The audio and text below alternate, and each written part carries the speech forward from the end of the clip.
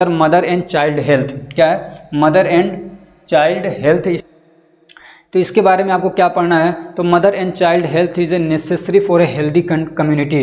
किसी भी healthy community के लिए, यानी किसी भी कम्युनिटी को अच्छा रहने के लिए, स्वस्थ रहने के लिए मदर और चाइल्ड का हेल्दी होना क्या है? बहुत ज़रूरी होता है। ठीक है ना। Mother and child health refer to the well being of both mother and their children. ये तो समझ में आ रहा है कि मदर चाइल्ड हेल्थ का मतलब ये कि दोनों क्या है? हेल्दी होना चाहिए। स्पेशली ड्यूरिंग प्रेगनेंसी यानी प्रेगनेंसी का जो टाइम है उसमें, और चाइल्ड बर्थ के टाइम पे, और फ्यू ईयर्स ऑफ चाइल्डहुड, और बच्चा पैदा होने के कुछ सालों तक। ये 3 टाइमों में खास तौर से हम लोग इनकी सेहत का, वैसे तो पूरी ज़िंदगी इनका सेहत का ख्याल रखना है, लेकिन खास तौर से इन तीन टाइमों पे क्या करना है? खास तवज्जो देना है। ठीक है ना, खास ध्यान देना है। Because this period of the time are prone to disease, क्योंकि ये जो टाइमिंग होते हैं इसमें वो लोग क्या होते हैं? ज़्यादा प्रोन होते हैं डिसीज़ के लिए, यानी डिसीज़ होने के, उनको बीमारियां होने के, और क्या कहते हैं, किसी चीज़ की डिफिशियंसी हो जाने के या इन्फेक्शन होने के चांसेस बहुत ज़्यादा होते हैं इन पीरियड से, इन टाइमों पे। ठीक है ना, इन मौक़ों पे। ठीक है, ये जो टाइमिंग है इन पे ज़्यादा चांसेस होते हैं, इसलिए इन पे हम लोग ज़्यादा ध्यान देते हैं। अब यहाँ पे आपके लिए एक छोटा सा क्वेश्चन है, do you know the health of women during pregnancy, childbirth and postnatal periods is called maternal health. क्या बोलते हैं इसको? मैटरनल हेल्थ बोलते हैं। किसको अगर क्वेश्चन पूछ लिया 1 नंबर का कि मैटरनल हेल्थ क्या होता है, कई जगह पे लिखा रहता है, तो आपको मालूम होना चाहिए। ये जो मैंने अभी बताया ना, प्रेगनेंसी के टाइम पे या चाइल्ड बर्थ के टाइम पे या पोस्ट नेटल बोलते हैं, यानी बच्चा के पैदा हो जाने के बाद ये जो पीरियड्स है, इसमें औरत की सेहत का ख्याल रखना, उसको बोलते हैं मैटरनल हेल्थ। ठीक। अब एक टॉपिक है इसमें, some situations in which mother and child required high degree of care. ठीक है ना, ये ऐसे टॉपिक पूछा नहीं है आपके सिलेबस में, लेकिन उसमें मतलब आपको दे देगा कि आप एक नोट लिखिए मदर एंड चाइल्ड हेल्थ पे, तो क्या लिखेंगे? तो आप ऐसे लिखेंगे उसको। ठीक है ना, ये मैंने आपको एक पैटर्न दे दिया है। तो उसमें क्या है? एक प्री नेटल केयर। क्या है? प्री नेटल केयर मतलब बच्चा पैदा होने से पहले, यानी जो प्रेगनेंसी का जो टाइमिंग है उसमें क्या है? प्रॉपर केयरिंग करेंगे उस फीमेल का, उसको जो भी न्यूट्रिशन की ज़रूरत है, ठीक है ना, उनको कैसे चेकअप्स वगैरह की ज़रूरत होती है, उनको चेकअप कराए जाते हैं कि क्या उनको कोई डेफिशिएंसी तो नहीं है, कैल्शियम है भरपूर मात्रा में, आयरन है या नहीं है, और भी कई सारे चेकअप वगैरह होते हैं। ठीक है ना, तो वो सारे चेकअप होते हैं, तो वो भी कराया जाएगा। और क्या है? उनको न्यूट्रिशनल सपोर्ट भी दिया जाएगा, अलग से कैल्शियम की, विटामिन्स की, आयरन्स वगैरह की जो सप्लीमेंट की गोलियां आती हैं वो भी उनको प्रोवाइड किया जाएगा। उसके बाद आता है सेफ डिलीवरी।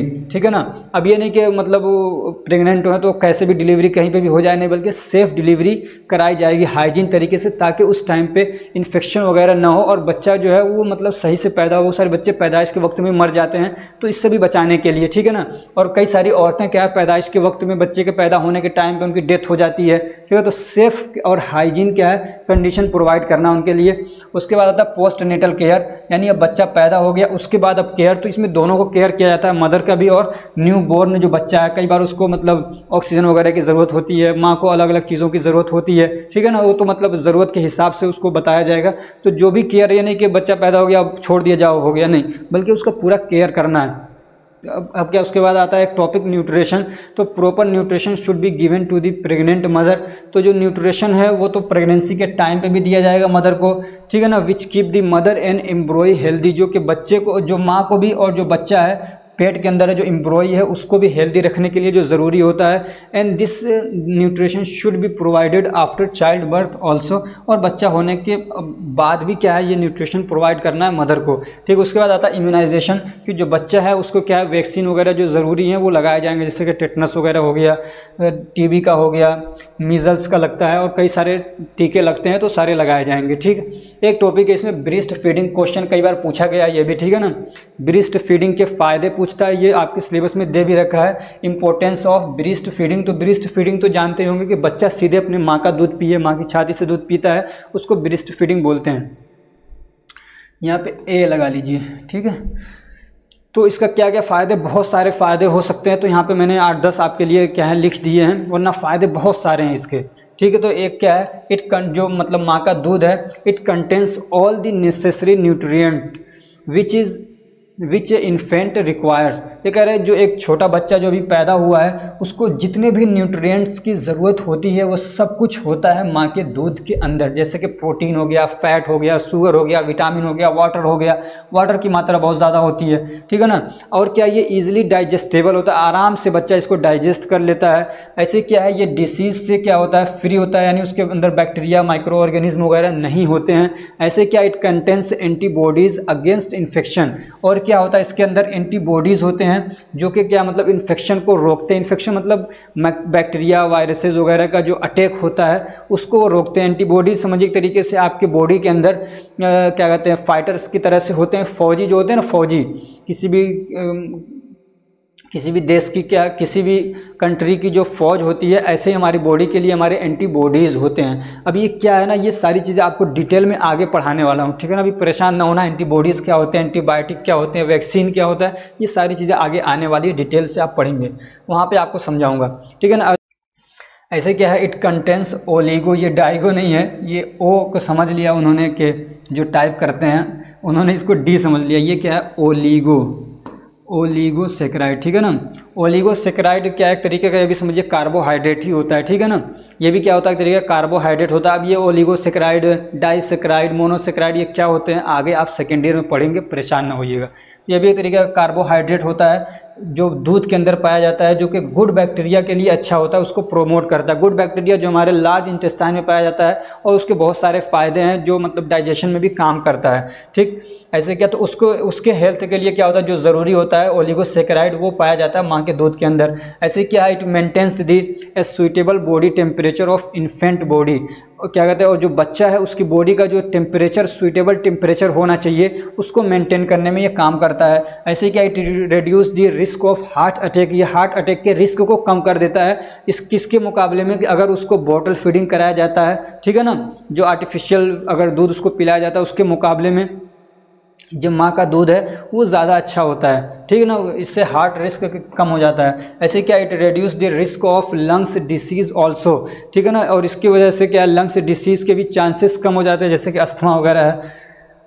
ऐसे क्या है, it improve the IQ level of the child, और जो चाइल्ड है उसका ये IQ लेवल भी बढ़ाता है। अब आपके लिए क्वेश्चन है कि ये IQ क्या होता है, कमेंट करके ज़रूर बताइएगा, ठीक है ना। चाहे जहाँ से भी आप बताएं, लेकिन इसको ज़रूर एक बार टाइप करके देख लीजिएगा कि IQ क्या होता है, इसका मतलब, ठीक है ना। IQ लेवल को बढ़ा देता है। ये आपके मतलब IQ क्या है, इसका फुल फॉर्म आप खुद देखिएगा, कमेंट करके बताइएगा।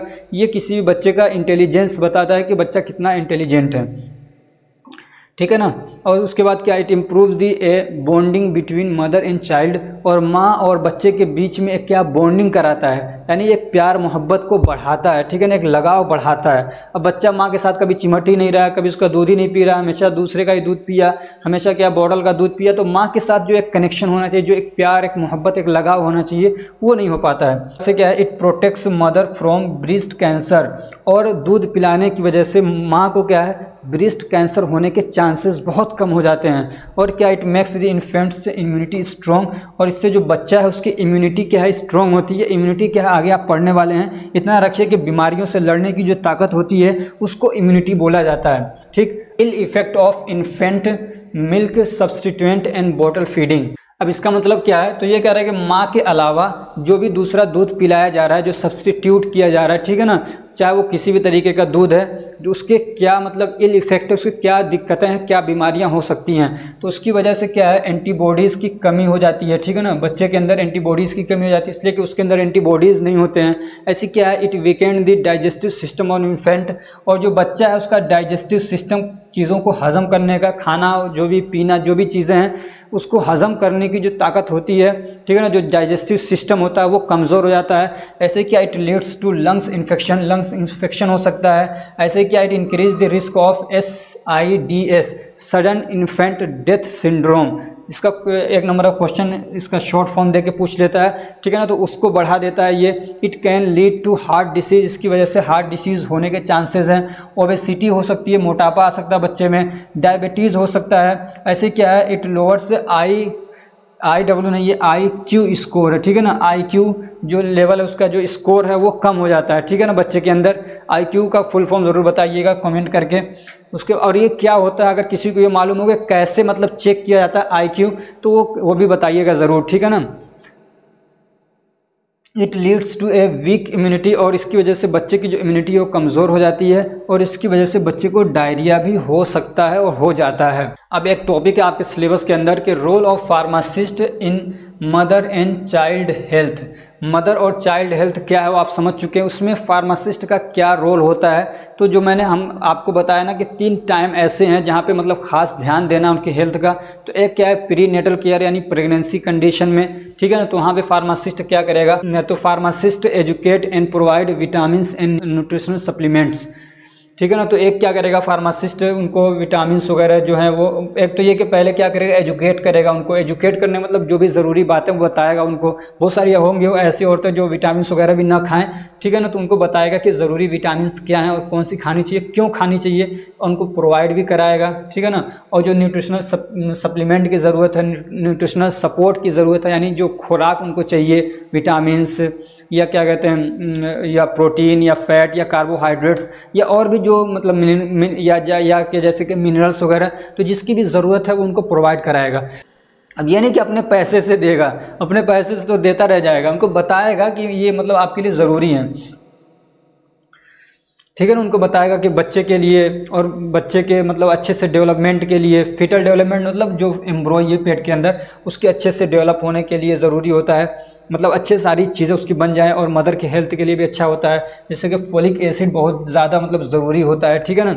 आयरन की गोलियां दी जाती हैं, और कैल्शियम टेबलेट, ये मतलब ख़ास तौर से औरतों को, जो प्रेग्नेंट औरतें होती हैं उनको चलाया जाता है, और मल्टीविटामिन्स भी दे दिए जाते हैं ज़्यादा कभी कभार। उसके बाद आता है they advise the mother to avoid, ये एवॉइड्स नहीं है, ये एवॉइड है। Avoid the drug which prevent or delay in contraction of uterus specially in the last period of the pregnancy. और ये भी एडवाइस करेगा मदर को कि ऐसी दवाओं से बचना है, ऐसी दवाओं को यूज़ नहीं करना है जो कॉन्ट्रैक्शन ऑफ यूट्रस को क्या करते हैं, डिले कर देते हैं या रोक देते हैं। कॉन्ट्रैक्शन तो आप समझ ही रहे हैं कि कॉन्ट्रैक्शन मतलब ऐसे सिकुड़ना, रिलैक्स होना, कॉन्ट्रैक्ट होना, रिलैक्स होना, समझ रहे हैं ना।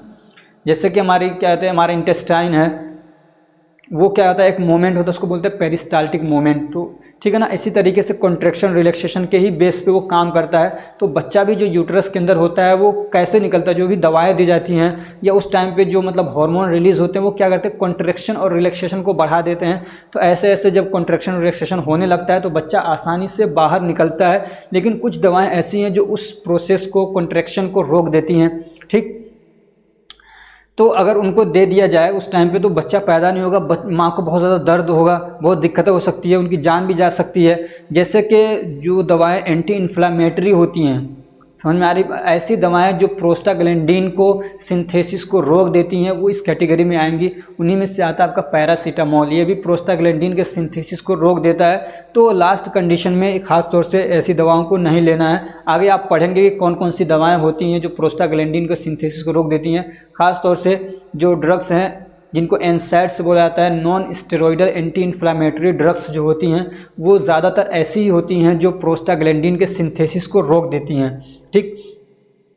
ऐसे क्या है, they advise the mother for regular checkup, उनको रेगुलर चेकअप्स के लिए कहेगा कि आप चेकअप करवाते रहिए। जैसे कि हीमोग्लोबिन का हो गया, ब्लड प्रेशर का हो गया, सिफिलिस, HIV और भी क्या कहते हैं जो न्यूट्रिशनल डिफिशियंसी के लिए चेकअप वगैरह किए जाते हैं। ऐसे क्या है, दे शुड एडवाइस, यहाँ पे कहना चाहिए they should advice to avoid, ठीक है ना। इसको बना लीजिएगा। जो फार्मासिस्ट हैं वो क्या करेंगे, एडवाइस करेंगे टू एवॉइड, ठीक है ना। Should advice to avoid teratogenic medicine, कौन सी मेडिसिन, टेराटोजेनिक मेडिसिन। ये वो दवाएं होती हैं जो मतलब क्या कहते हैं, नॉर्मल बच्चे का ग्रोथ और डेवलपमेंट है उसको इंटरफेयर कर देती है, अल्टर कर देती हैं। पता चला कि हाथ उसका सही से डेवलप नहीं हुआ या और कोई भी अंग हो सकता है, कोई भी पार्ट हो सकता है, तो उसको अल्टर कर देती है। तो ऐसी दवाओं से ही बचना है। अगला जो टाइमिंग होता है वो होता है डिलीवरी के टाइम पे, बर्थ के टाइम पे। तो they should ensure only needed and safe drug in the labour room. एक बात यहाँ ध्यान रखिएगा, लेबर रूम मतलब जहाँ पे बच्चा पैदा हो रहा है, तो वहाँ पे ना जो भी दवाएं दी जा रही है वहाँ पे ये देखना है कि वो उसकी ज़रूरत है या नहीं है, या वो जो दवा दी जा रही है वो सेफ़ है कि या नहीं है, ये बहुत चलता है अपने इंडिया के अंदर, ठीक है ना। वो क्या करेंगे, उसको प्रोजेस्टेरोन, सपोज दैट उसको पैरासीटामोल लगा दिया, अब वो क्या एक कॉन्ट्रैक्शन होगा ही नहीं। अब यूट्रस में कॉन्ट्रैक्शन नहीं होगा तो कहेंगे कि बच्चा निकल ही नहीं रहा है, वहाँ पे कोई मोमेंट नहीं है। अरे मोमेंट होगा क्यों, जब तुमने मोमेंट को रोकने वाली दवा दे दी। ऐसी प्रोजेस्टेरोन है जो क्या यूट्रस के कॉन्ट्रैक्शन को रोकता है, आपने इंजेक्शन ठोक दिया, उस हार्मोन होता है, अब वो कॉन्ट्रैक्शन होगा नहीं, अब कहेंगे कि भाई ऑपरेशन करना है। तो इसलिए आप ध्यान रखिएगा कि जब भी मतलब आपके ज़रिए से या आपकी फैमिली का कोई भी जा रहा है तो लेबर रूम के अंदर कौन सी दवाएं दी जा रही हैं उसको ज़रूर देखिएगा, ठीक है ना।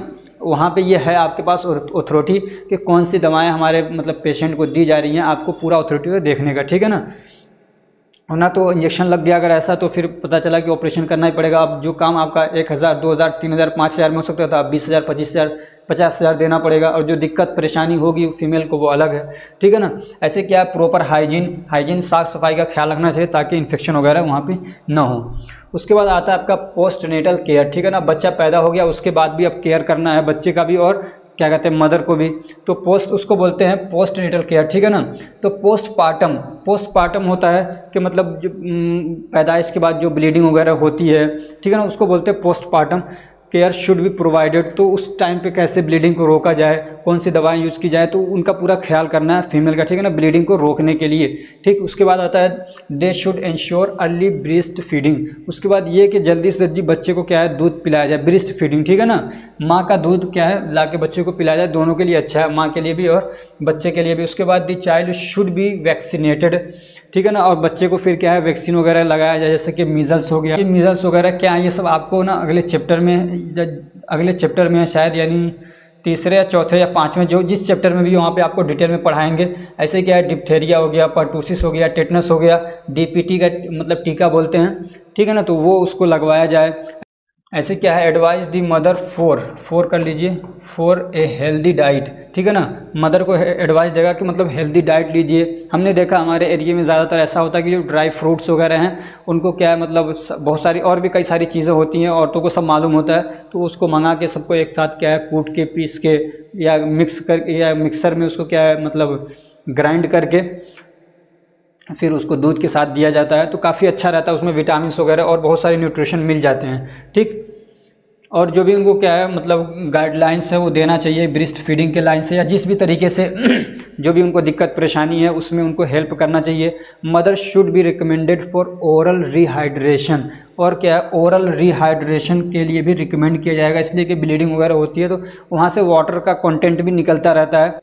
और दूसरे क्या है वो ब्रेस्ट फीडिंग कर रही है, बच्चे को दूध पिला रही है, लैक्टेटिंग मदर है, तो वहाँ से भी उनके वाटर का कंटेंट उधर भी ट्रांसफ़र हो रहा है, इसलिए उनको पानी की ज़रूरत बहुत होती है। उसी को बोलते हैं ओरल रिहाइड्रेशन, यानी मुंह के रास्ते से उनको क्या है पानी पिलाया जाएगा। अब उस पानी के अंदर अगर थोड़ा बहुत नमक भी डाल दिया जाए तो वो ज़्यादा अच्छा रहता है, इसलिए कि इलेक्ट्रोलाइट भी ज़रूरी होते हैं, ठीक है ना। वैसे भी पानी नॉर्मली भी पिलाया जाए तो काफ़ी अच्छा है, ठीक है ना। तो उस कंडीशन में उनको पानी भी पिलाया जाए। तो अगर ये हमारी कोशिश आपको अच्छी लग रही है तो वीडियो को लाइक करिए, चैनल को सब्सक्राइब करिए और अपने फ्रेंड्स को भी शेयर करिए ताकि वो भी इससे फ़ायदा उठा सकें। Thank you so much for watching.